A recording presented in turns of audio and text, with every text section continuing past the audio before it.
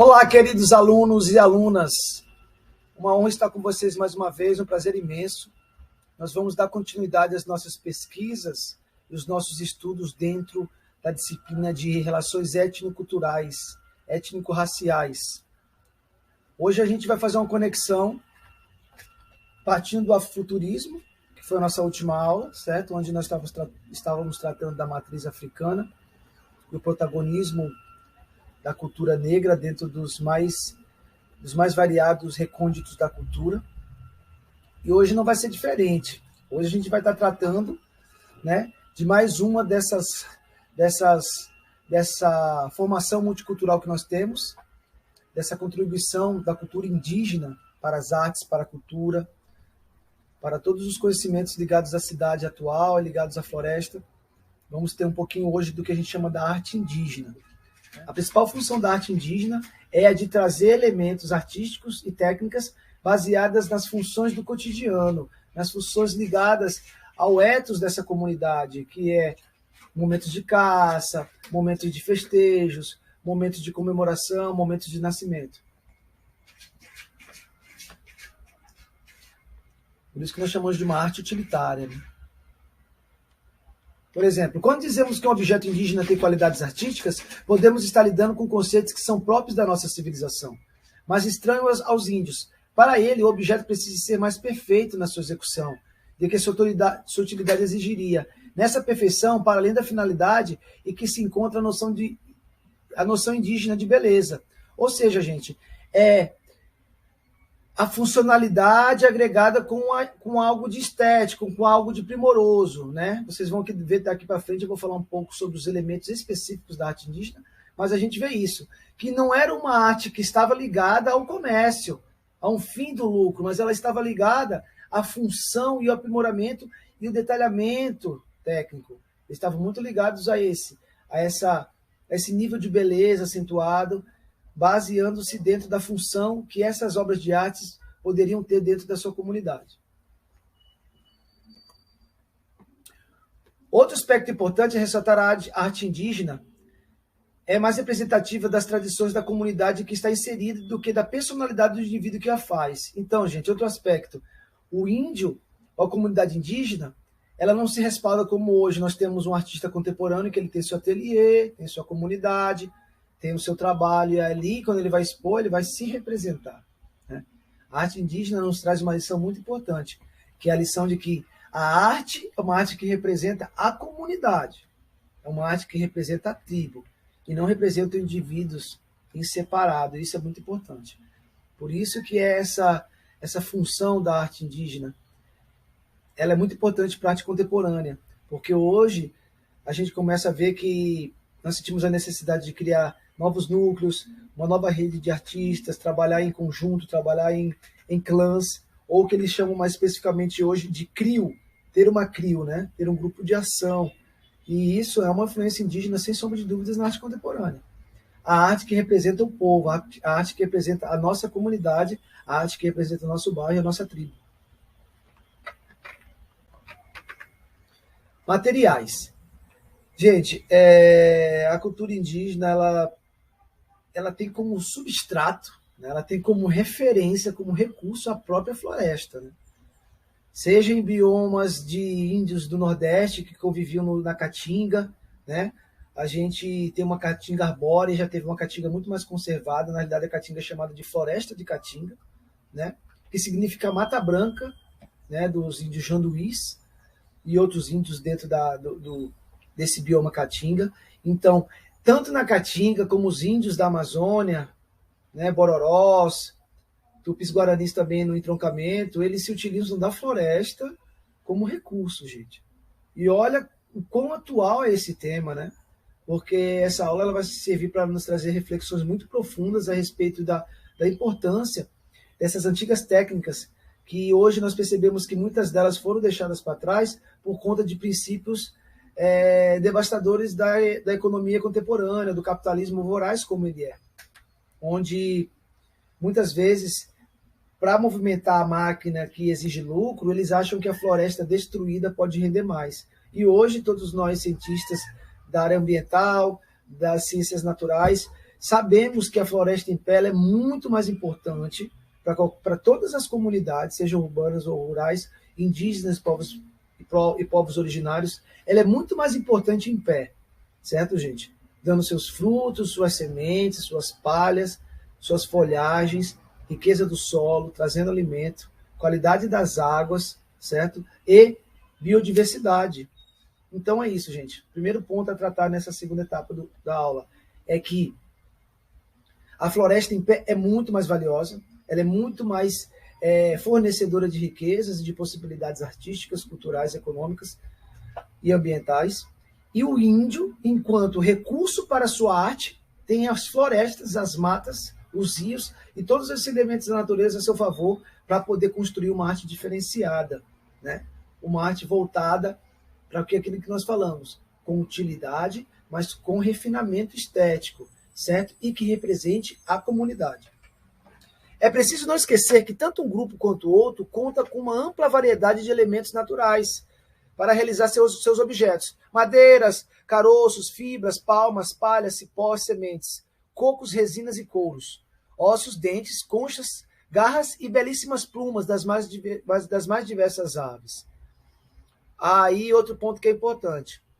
Nós percebemos, dentro da cultura indígena, que sempre existia um respeito para com a biodiversidade.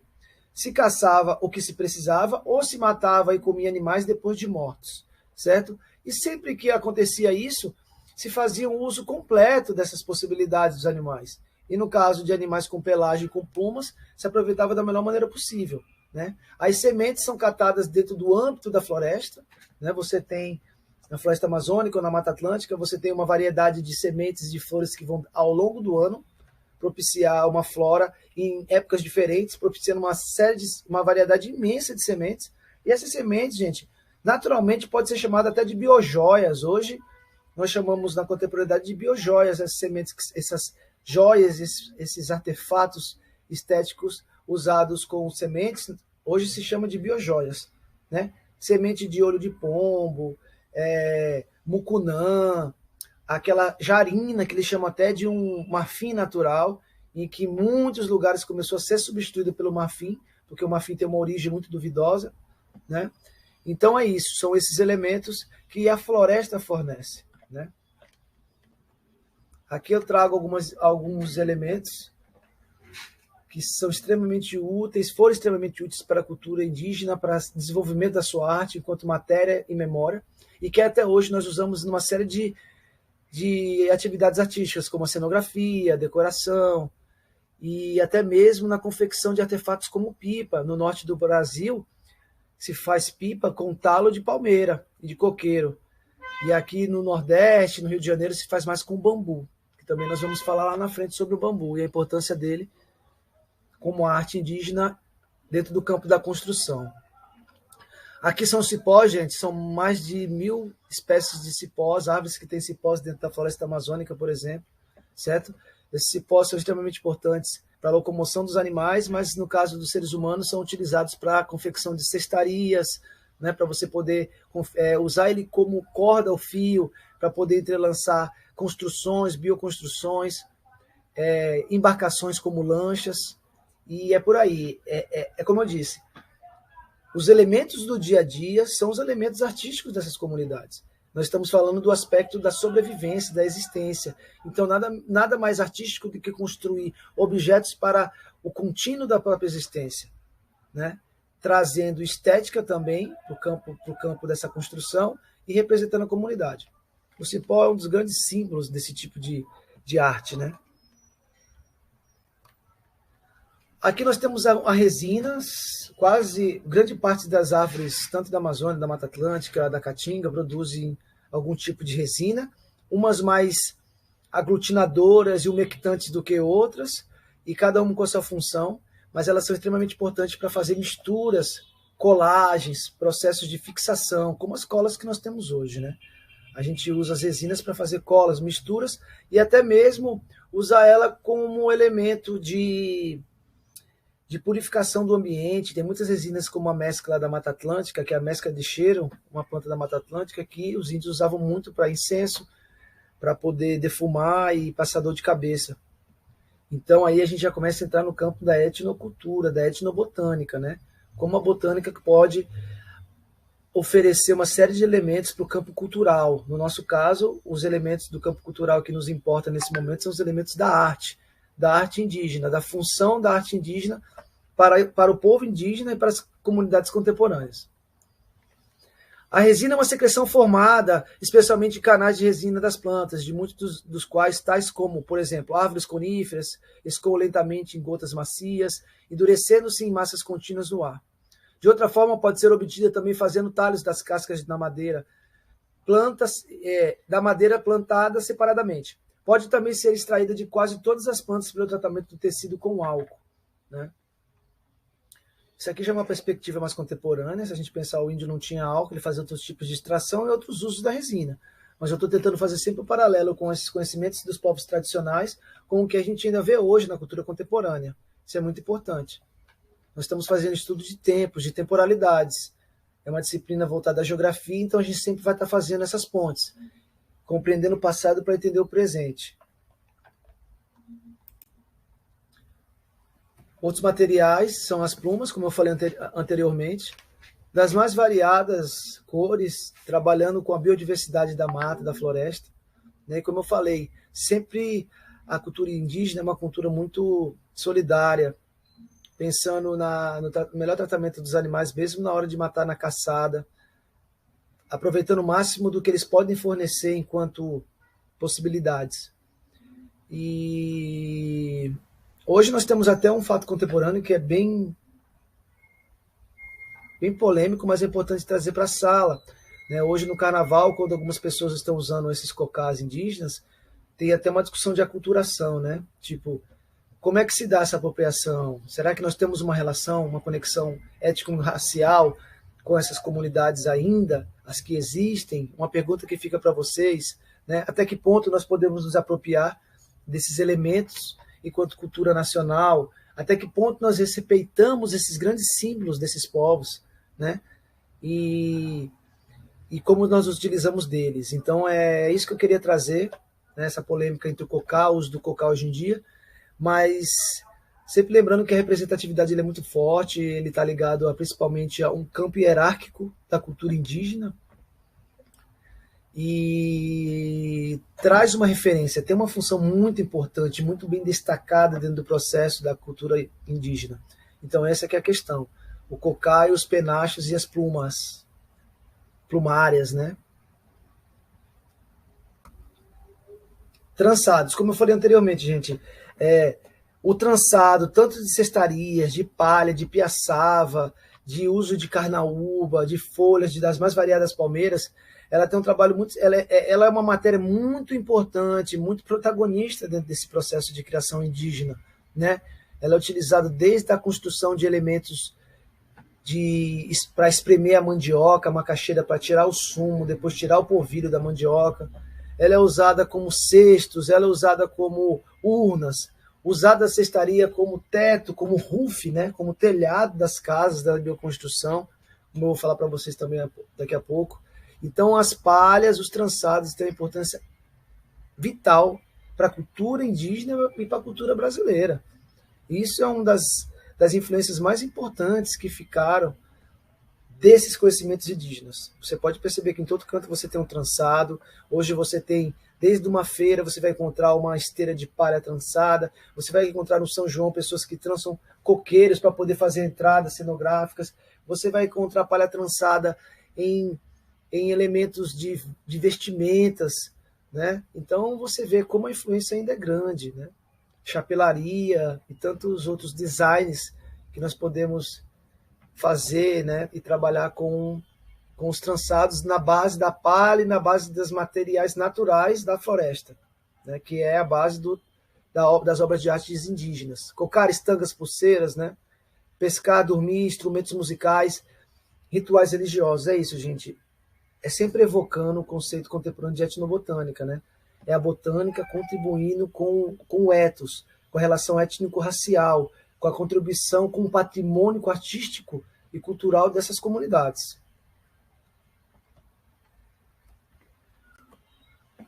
Aí você vê as cestarias, né? os cestos, como eu falei para vocês. Gente, e é de um apuramento, é de um refinamento, né? Você vê que os desenhos são muito bonitos, é esteticamente muito convidativo aos olhos, é tudo muito bem feito. E outro ponto que é muito importante, nós temos formas orgânicas na floresta, né? Você não vê formas muito triangulares, retângulos, você vê formas mais arredondadas e lineares, às vezes, nos troncos, mas uma das grandes perspectivas da cultura e da arte indígena é trazer os elementos orgânicos e transferir mentalmente para elementos geométricos. É uma transferência, é como se eles quisessem trazer dentro da arte deles mais humanismo, mais humanidade. Né? É pegar o orgânico e, através da perspectiva e do conhecimento subjetivo de cada um desses indivíduos, eles trazerem um elemento específico que represente a sua comunidade e que tenha uma função para a comunidade e que tenha refinamento estético. Eu sempre vou estar repetindo isso porque esse é o pilar da nossa aula. As cerâmicas, gente, também é um ponto fundamental, né? Um dos elementos fornecidos pelo nosso solo, né? O solo argiloso, e que, dependendo da localidade, ele tem cores diferentes. Dependendo das comunidades indígenas, você vai encontrar artes em cerâmica, jarros, bancos, bioconstrução, com cores diferentes e com formatos diferentes e com designs diferentes. Né? De novo, voltando a falar essa particularidade de cada cultura. Não é porque são povos tradicionais ou são povos indígenas que tem a mesma estética, que tem as mesmas representações, que tem os mesmos símbolos, gente. Né? Depois eu vou falar um pouco do grafismo, você pode ver agora nessas cerâmicas, esses grafismos, né? Que são esses desenhos em forma geométrica. Isso vai variar de acordo com as mais de 200 etnias que nós tínhamos no nosso país e as que ainda restam. Hoje nós temos cerca de 800 mil índios, diferente do início que eram 25 milhões. Então, mesmo hoje, com essa redução drástica, né, com essa carnificina assim, horrenda dos nossos povos tradicionais, nós ainda temos uma diversidade imensa de grafismos, uma diversidade imensa de traços e designs. E não só o grafismo, mas a forma como fazer o jarro. Né? Cada forma tem uma função, não esqueçam disso. Isso é uma das bases do conhecimento geográfico, quando a gente vai trabalhar com o âmbito da espacialidade. Cada forma tem uma função, de acordo com a relação que essas comunidades tinham com o seu meio. Às vezes você tem comunidades que viviam indígenas em áreas mais montanhosas, outros viviam em áreas mais alagadas. E isso vai refletir diretamente no seu design. As jarros, as plumas. Esta é uma arte muito especial porque não está associada a nenhum fim utilitário, mas apenas à pura busca da beleza. Esse é um slide que eu coloquei para trazer uma das versões de alguns pesquisadores, certo? Eu botei o slide por conta da beleza dessas plumas, mas existe uma certa confusão nesse tipo de declaração, porque não é só utilitária e nem só estética. Isso vai variar diante da diversidade cultural desses povos. Né? Tinham povos que eram mais utilitários, sim, mais funcionais, e tinha outras culturas, como os Mororós, que eles tinham uma relação muito mais equilibrada entre função e estética, certo?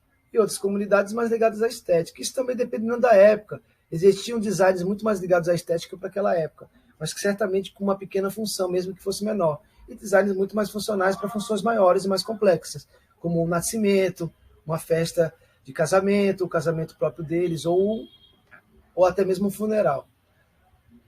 E outra, por exemplo, os povos indígenas têm até uma competição, uma Olimpíada indígena deles durante um ano, onde eles fazem um encontro nacional das comunidades que ainda sobraram.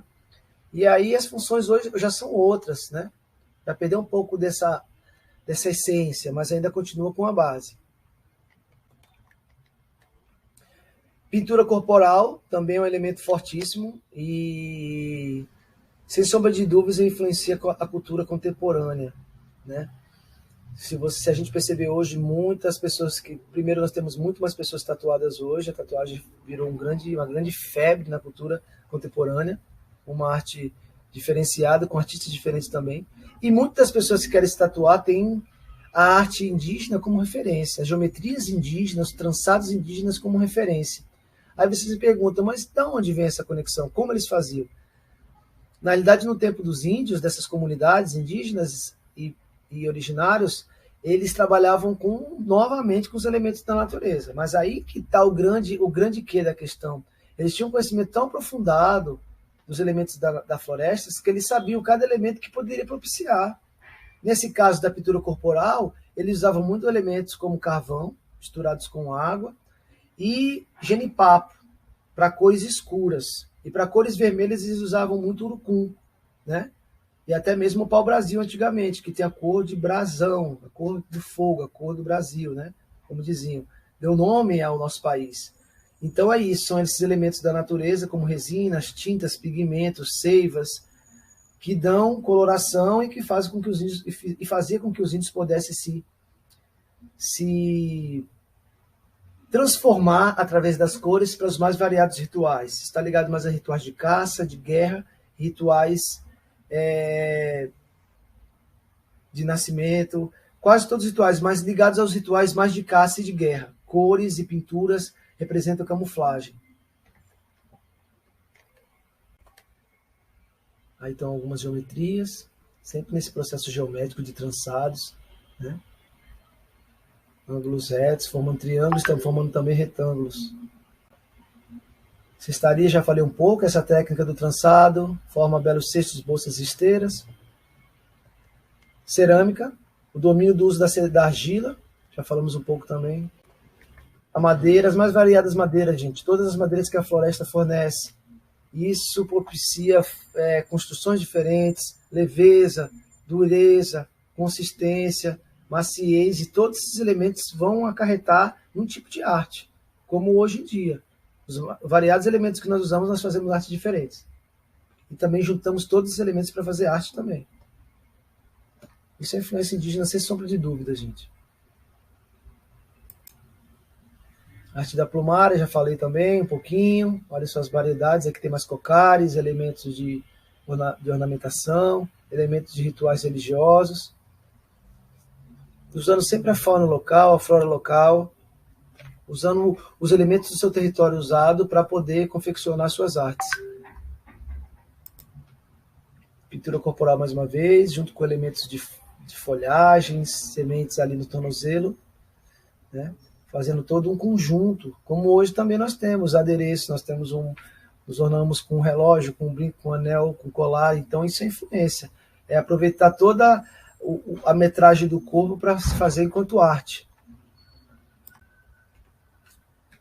Mais elementos da cultura indígena, aí vocês estão vendo um índio dentro da sua comunidade totalmente ornamentado, possivelmente numa atividade de guerra, ou de comemoração, de luta.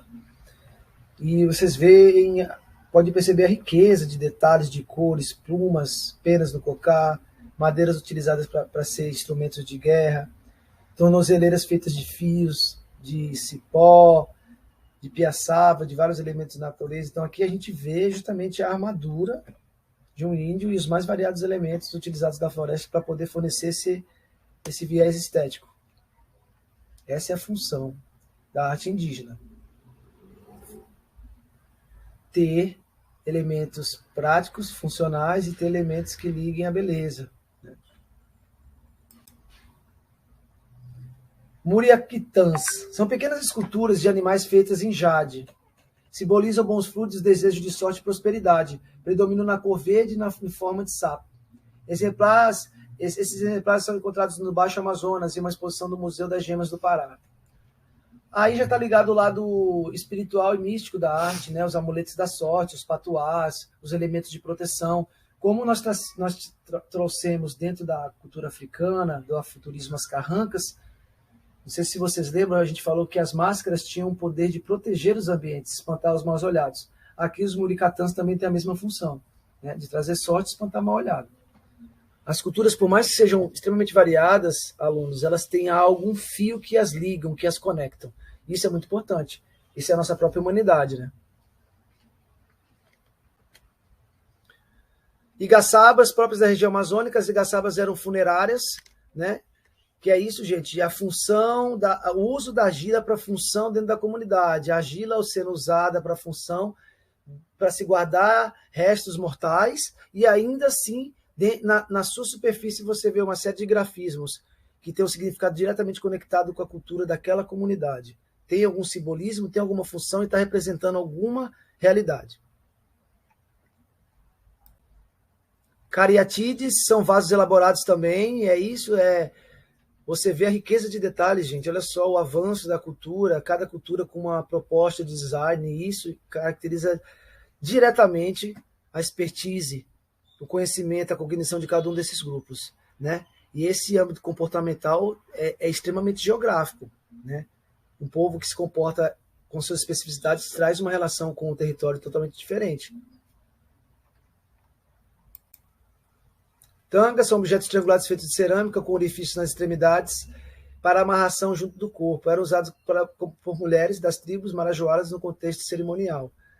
Se você vê outros indígenas da América Central, eles têm um elemento parecido com esse, que são as ocarinas, que são elementos já usados para música, né? Que são um dos objetos também muito comuns dessas culturas indígenas, né? Usar os próprios elementos da natureza como bambu e outros elementos como instrumento musical. Faz parte da etnobotânica até hoje, né?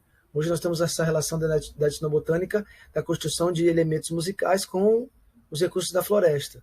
Um dos grandes símbolos da etnobotânica são os próprios instrumentos musicais. Gente, eu vou falar um pouco de uma oficina que eu trabalho justamente o uso do bambu e de outros elementos da floresta no que tange a bioconstrução, né? E aqui eu estou trazendo isso porque a bioconstrução, a construção feita com os elementos da floresta, é um dos pontos mais marcantes da cultura indígena enquanto arte, né? No caso, a função moradia, a função habitar, que também é muito cara à geografia, né? É um elemento constituinte da ciência geográfica, da ciência arquitetônica e da ciência urbanística, né? Não só o habitat, que seria onde as espécies e as comunidades moram, mas o habitar, que é essa habilidade de como morar, né? Não se mora de qualquer forma. Ninguém mora da mesma forma, mesmo que more no condomínio feito do mesmo jeito, aqueles vários predinhos iguaizinhos. Mas se você entrar no apartamento de cada pessoa acha o seu modo, ao modo da cultura que ela absorveu, das vivências que ela teve ao longo da vida, das experiências absorvidas, ela vai construir sua casa, vai decorar sua casa à sua forma. Então isso é muito importante. O habitar enquanto possibilidade, o habitar enquanto poética, o habitar enquanto paisagem, né? Então isso é muito importante. Esse é o meu objetivo, trazendo essa oficina de bioconstrução que eu dou como um elemento representativo dessa aula e da cultura indígena na influência contemporânea. Como eu sou influenciado ainda, ou completamente, eu diria, pelos elementos da cultura indígena, né? Então é isso. Caso vocês queiram depois dessa oficina, a gente pode conversar com a professora Eugênia para ver se a gente consegue passar esses conhecimentos para vocês de maneira mais profunda. Aqui eu trago alguns elementos da bioconstrução, a bioconstrução como uma técnica sustentável, né?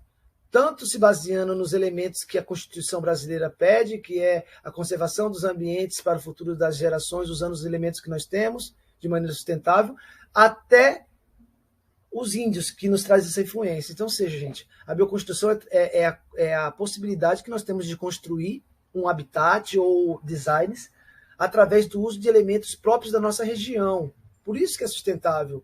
Eu não vou na Amazônia trazer madeira da Amazônia para construir algo que eu quero em Natal. Eu vou na Caatinga, eu vou na Mata Atlântica e tirar o que eu posso, porque nem é tudo que pode se tirar e nem pode se tirar de qualquer maneira. Então é isso, é ligar, a bioconstrução ela liga a sustentabilidade ao uso correto das normas, certo? Para fins de habitação e de design, com influência da cultura indígena. Esse é o ponto marcante. Aqui eu falo dos materiais, né, o uso dos materiais que minimiza impactos, então é isso, a bioconstrução ela tem isso como seu lema, minimizar impactos e ser sustentável, isso é fundamental. A bioconstrução, ambiente sustentável e resíduos como recurso, então esses são 3 pontos, e olha só que interessante, gente, esses são os 3 pontos que nós falamos ontem, se a gente pensar, falamos antes, se a gente pensar a bioconstrução como design de influência indígena, que busca o próprio ambiente da floresta, que hoje nós chamamos de um ambiente sustentável, e usa os seus resíduos como recursos, a gente está fazendo uma viagem ao tempo. Quando a gente propõe a bioconstrução, a gente está resgatando os conhecimentos indígenas não só na ponta do design, mas em toda a cadeia produtiva. Desde a retirada até o produto final. E isso é uma grande influência, gente, até hoje, do conhecimento indígena nas nossas vidas. Eu trago isso como exemplo da minha própria relação hoje com a arte, né?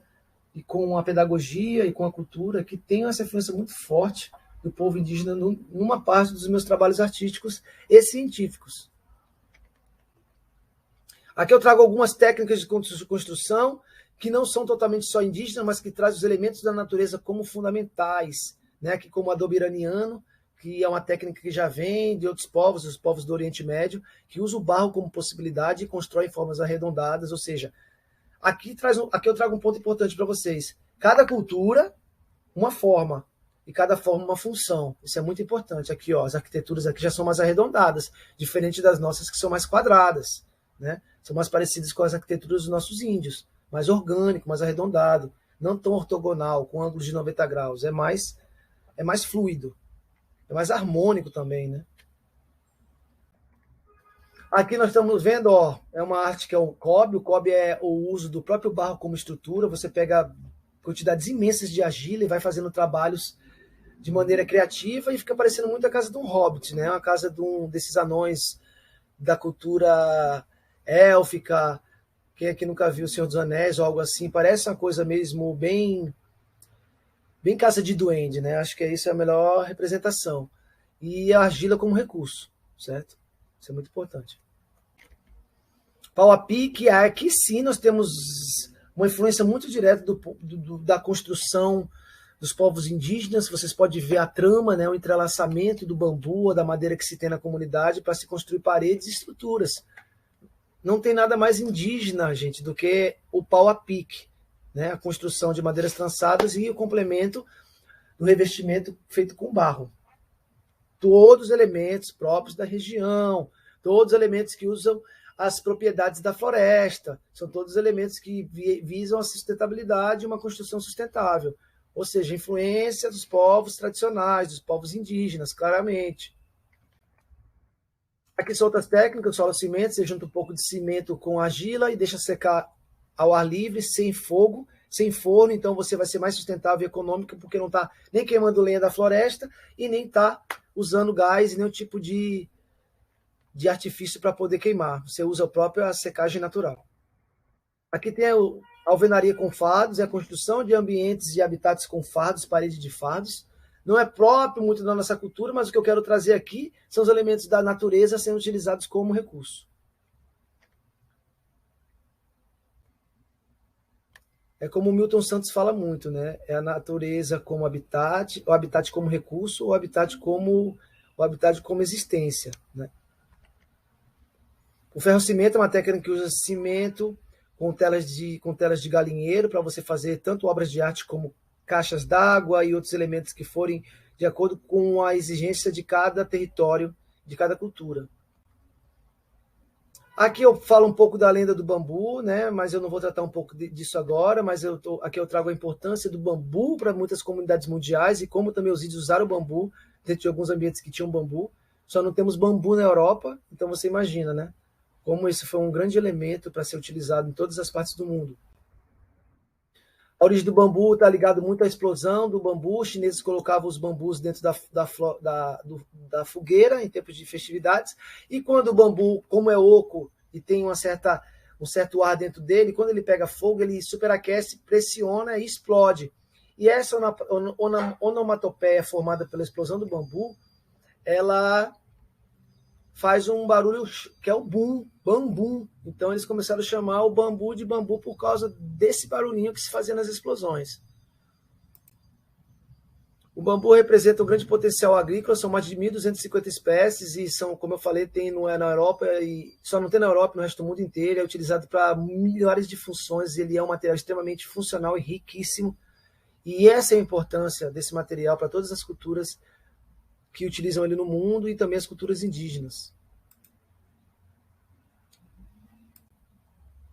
Algumas utilidades do bambu, fabricação de instrumentos, confecção de cestos, tudo isso que a gente estava falando ontem, né, gente? Então, não só do bambu, mas de todos esses elementos da floresta utilizados pelos índios. E o bambu, como elemento muito versátil, também tem a sua multifuncionalidade.